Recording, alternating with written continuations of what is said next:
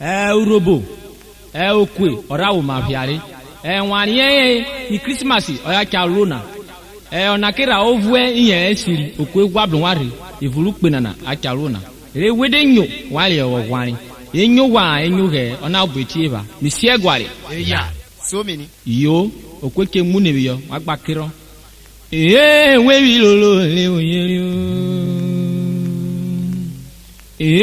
wewi lolo ikwo apo wewi lolo apo na o warari emure o akuga lo le ga o inde mara o ogene me o wewi lolo le oyeri wewi lolo ikwo apo wewi lolo apo na warari emure o akuga lo le ga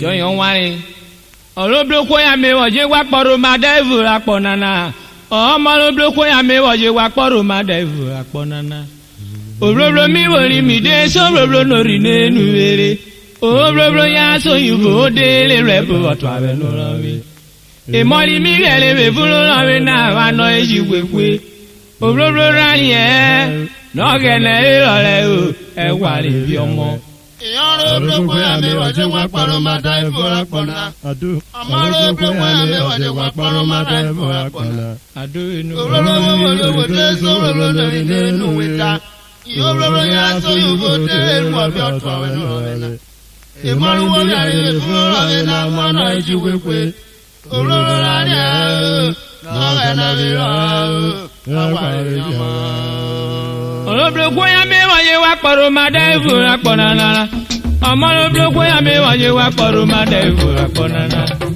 Oloblo mi wori mi de so oloblo no ri nenu ere Oloblo ya so yugo de le rebo oto abe no lo mi e mori mi rere be fulu lo mi na wa no ejiwekwe Oloblo ra ye no gene mi lo le o e wa ri bi omo Urhobo ya me waje wa paro ma dai fora kona womna Urhobo ya me waje wa paro ma dai fora kona adu inu Urhobo mi wori mi de so Urhobo no ri nenu weta Urhobo ya so yugo de mo bi oto we no na adu inu e mari mi rere be fulu lo mi na ma na ijiwekwe adawe ro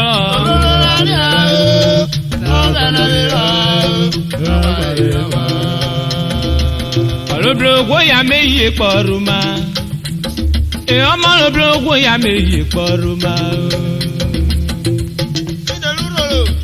Oloblogo ya me ye poruma omo oloblogo ya me ye poruma oboleru we wa dada we wo lori be Urhobo ya me je paroma oboleru we wa da mi awe na wo lori be Urhobo ya me je paroma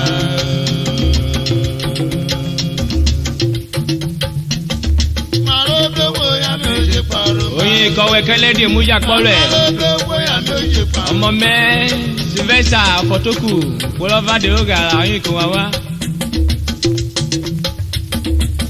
Urhobo ya me je paroma kona Urhobo ya me je paroma oboleru we wa dada we wo lori be Urhobo ya me je paroma oboleru we wa da mi awe na wo lori be Urhobo ya me je paroma oje poruma oje poruma Oloblogo ya me oje poruma oje paroma Oloblogo ya me oje poruma oje paroma oboleru we wa da mi awe oje paroma wole yo lori be oje paroma wo shalo bole bula pona oje paroma wo shale na dale yayi oje paroma wole yayi tuwe inu oje paroma waye na dare mlevu oje paroma waye na devi molive oje paroma o devi omota o devi oshale oje paroma Imona dare gware oje paroma wo shale na oda simona oje paroma wáyé náà sọ ṣáàlì lọ. ọ̀ṣàlì mẹ́gbẹ́ kìdíà. èmọ́ ìfẹ́ rẹ̀ kọ̀wé náà. ọ̀yẹ́ gbọ́nà ni mọ̀ náà wí mi sẹ́. pàálí ayèrè wọlé ọ̀rùrù wẹ̀. ọ̀ṣàlì náà nígbìlú yóò ta.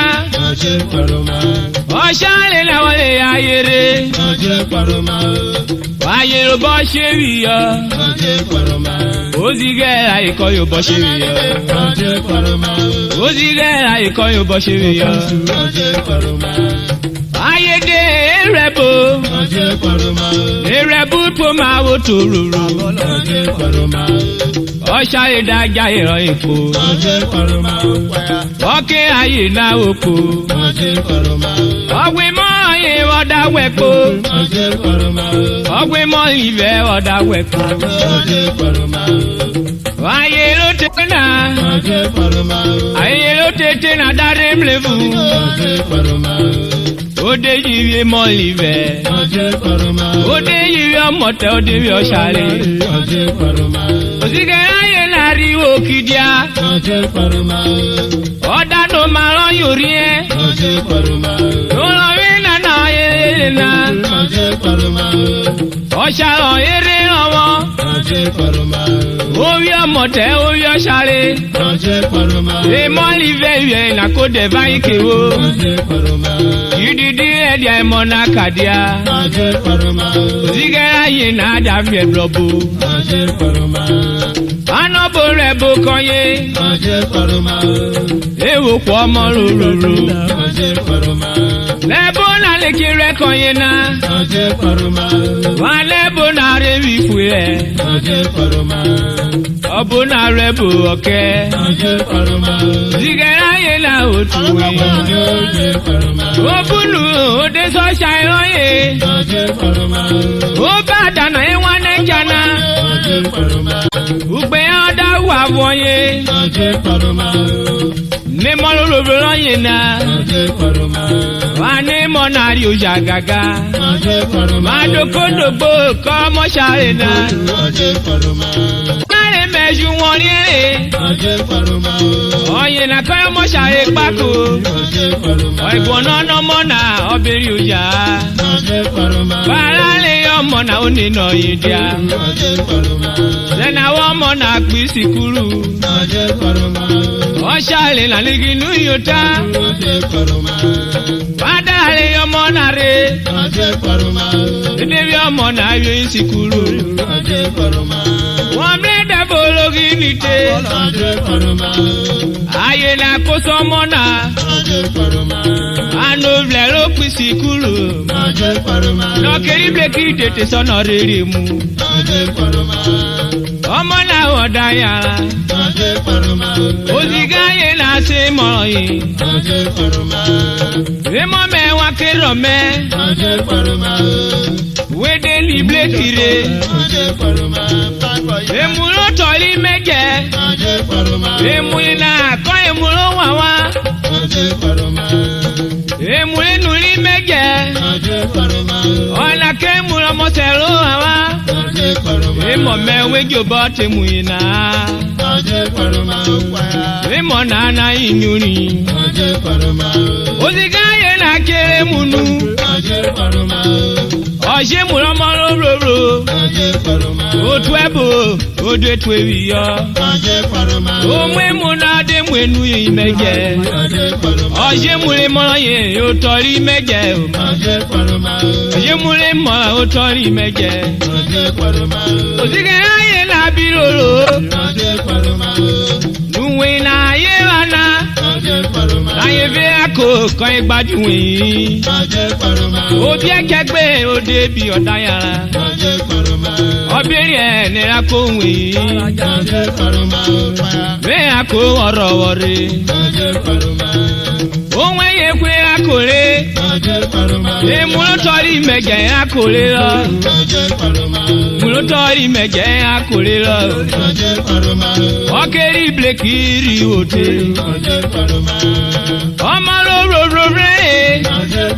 àná yìí rẹ̀ sẹ́nẹ̀ yàrá rẹ̀ mú. ọmọ náà jáwé gédèrè ọ̀dàm ló ní ọ̀bọ̀rọ̀ ní ìrọ̀yìn ó ní ọ̀bọ̀rọ̀ ní ìrọ̀yìn dáwí òkè ànọ́lé ìgò náà wọ́n tẹ̀ múlẹ̀ ànẹ́dí arọ́ra ànẹ́dí ànàṣẹ́rì náà ọmọ náà lé ìgò ọ̀dà wọ́n tẹ̀ múlẹ̀ ọmọ náà bí kú bíréèkì ọmọ náà bí kú bíréèkì rẹ̀ ìmọ̀ràn sí kẹ́ wọ́n tún wẹ̀yìn àìní mú ló tọrí mẹ́jẹ ìyá kò rí mú nàlẹ́ ìwọ̀n ẹ̀yìn pé mọ́ nàlẹ́ ọlọ́pàá kò kọ́ sáré anakẹ́rọ́ mọ́sẹ̀ lóko ayé kẹ́rọ́ mọ́sẹ̀ ayé mọ́ mọ́sẹ̀ ìmúlẹ́nu rí mẹ́jẹ kọ́ ìmọ̀ rere ìmọ̀ nàlẹ́ wọ́n rí mú ná èfúmi àmì mọ́ nàlẹ́ ìkórè gòdò dèrè blugba ìbílẹ̀ èdèrè sọ́sìgẹ́ ayé náà sọ́sìgẹ́ ayé náà sọ́sìgẹ́ ayé náà wọ́n pàlùnù ọ̀yìn kiri nù wẹ̀yìn ìmọ̀ràn òròbìnrin ẹ̀yà ṣòro èfúmi àmì mọ́ náà ṣòro ọ̀yìn dádùmù ké mọ́ náà evu na adebi shiri ya ikwore godo paru nuwe ade moro roro evu mi awana emo we ife ko evu mi awana ozige aye biru yupe ki ma bo iro na wa obere oda je brobora obo osekure ìmọ̀ràn ẹ̀kọ́ eré múná ọ̀bọ̀ parunu wẹ́ wọ́n ká lórí ọ̀ṣọ́wó nùẹ̀bọ̀ wọ́tá nílùú kọ̀wẹ́ wọ́n nẹ́bọ̀ náà omi fún ẹ̀ ó sì gáwó tún wẹ̀yìn bẹ́ẹ̀ sọ́wọ́ tún wẹ̀yìn mọ́ náà wúlé bẹ́ẹ̀ sọ́wọ́ tún wẹ̀yìn mọ́ náà wúlú ugwule mọ́ náà wúlú náà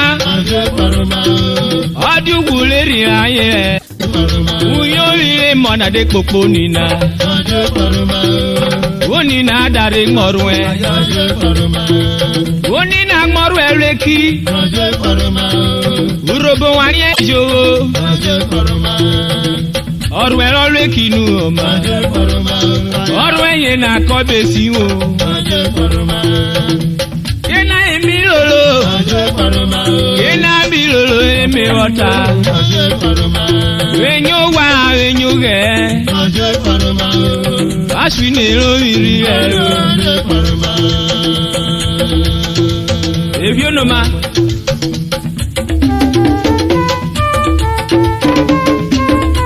ṣọ́ìlẹ̀lẹ̀ ọ̀gbẹ́gba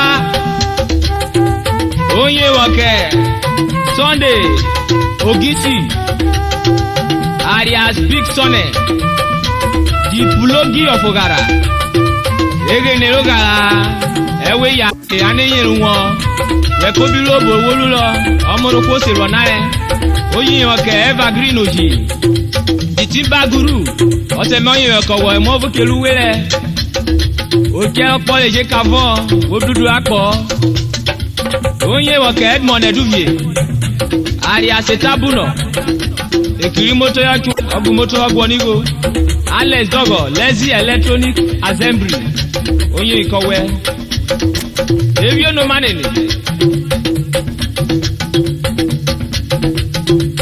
onye wọke Festus Umukoro ọ̀nàmọ́ṣàìmọ́ ọyìn mánéjàmọ́ Festus Electronics ìfowóra aleki eva ọyìn pólísì kásẹ̀tì ìfowóra ìkìbọ̀ oyin ọkì kéèsì bí junction ní eva oyin ọkì club A director ẹni bẹ́ẹ̀ ṣe kásẹ̀tì Okwe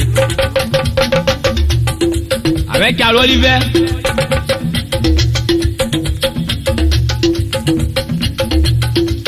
eti yẹn galodo ekpọmọ lutọ wagotọ rẹ eti yẹn galode Etinye galode, ekwa maluto wagoto le. Etinye galode, ekwa maluto wagoto le. Etinye galode, ekwa maluto wagoto le. Ekwa maluto wagoto le. Etinye galode, ekwa maluto wagoto le. Etinye galode, ekwa maluto wagoto le. Etinye galode, ekwa maluto wagoto le. Onwa kere Kennedy.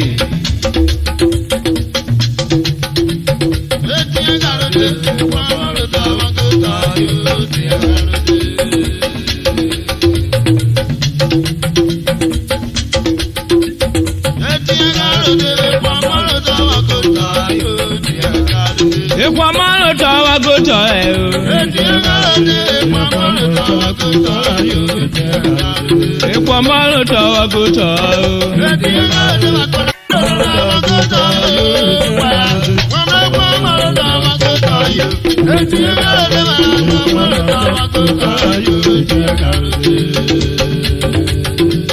Etinye galode. Etinye galode. Ekwa maluto wagoto le. Ekwa maluto wagoto le. Osono duwe ya kporoba. Ekwa maluto wagoto le. Osono duwe koyeme. Mewa boko gbeya. Osono duwe mi wa kuko. Wewe akuko meme veloso. Wewe akuko meme veloso. Osono duwe koyeme. Uguro se kwele o. Ojo se kwe mame. Ojo se kwi kwaya o. Ojo se kwi gbeya. Ojo se kwi nyobo. Ojo se kwe mese. Ekwa maluto wagoto. Ekwa maluto wagoto. Ukpe daro kwe me wavle. Awali yomo la wogukpe. Ukpe na wodigwe. Ofori rale kwe godiye. Ekwa maluto wagoto. Ekwa maluto wagoto. Akpona marele na o. Okwe akpọlọpọ n'ugwu me. Mee ugwu me wo resike. Mee ya rọ mekọge n'eyọni. Oso n'oblu we ya kpọrọbọ. Okwe akpọ ọjọrụ wolo. Ọjọrụ wolo kódodo yíyọ. Anọghị okpokpo. Oso n'oblu we jarọ ha. Ekwa maluto wagoto le. Oye okupa ya mo Cletus. Oye Prince Cletus Okemute. The resident presido. Ege nero gara vula kabo no dadia. Oye kidreva rungma wairo insurance. Agbaju. Isho baba. Ana uye ore oni obo onye sene. Basi boyi. Ishoda sineye lumo. Ekwa maluto wagoto le. Waswinero iri e. Weki no gbọ́rọ̀ nínú. Egbe bi onoma. Ẹjọ́ kíkọ̀ kọ́pùlọ̀. Ẹ̀jìnìá rékọ̀dá wẹ́nà. Ẹ̀jìnìá mọ̀dé òkì. Àmúlọ́pọ̀ ẹ̀jìnìá nà. Ìkólúròbọ Olímọ̀sọ̀gà. Oyin kọ̀wé. Oyin ọ̀kẹ́ kọ́nà tó studio. Ọ̀yà mẹ́bànà. Oyin ìkòkò ọ̀yà wáìrọ̀ Victor Arigo Enterprises. Oyin ìkọ̀wọ́ sẹ́lẹ̀mọ́. Ebi onoma kwaya. Piano winner.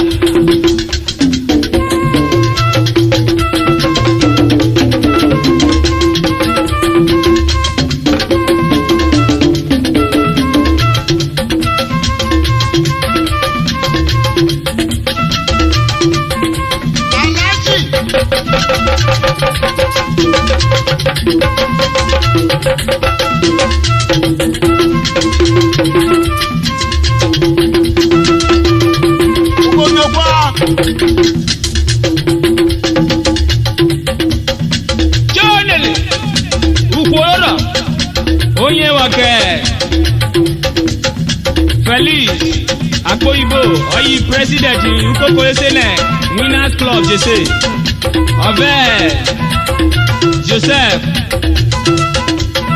Itobi. Oye MC Ukoko na. Oye wọ̀kẹ̀ Minister Ajekai.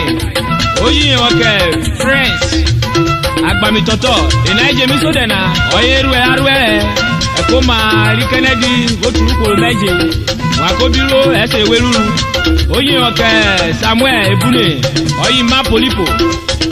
Ọ̀nà ìjìnìyà ló dọ̀. Oye ìkọ̀ àwọn ayóbi. Ìkónà nà mí sódẹ̀nà. Ọ̀kẹ́ iná kèmú di àwọ̀ká yìí.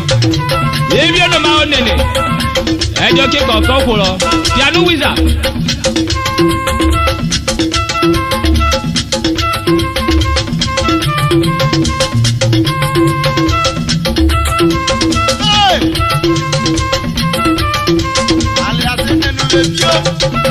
Oye ọkọ̀ ọgọ́sìn onígbà ìforíjomi ó gara.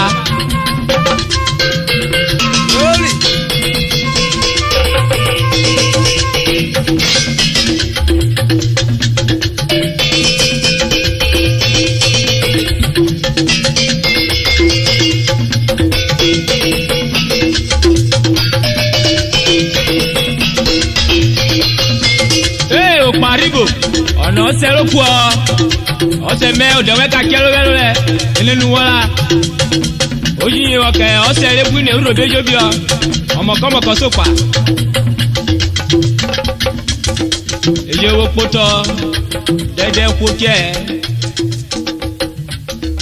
adówìnì.